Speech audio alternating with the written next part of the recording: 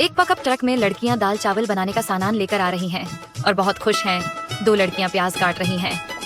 एक लड़की बड़े से बर्तन में दाल धो रही है। आज गांवों में खास खाने की तैयारी है। तीन प्यारी लड़कियां रंग बिरंगे लिबास पहने बड़े प्याले में चावल धो रही हैं। अब तेज आंच पर कढ़ाई रखी गई है। तेल गर्म हो रहा है और तैयारियां तेज हो गई हैं।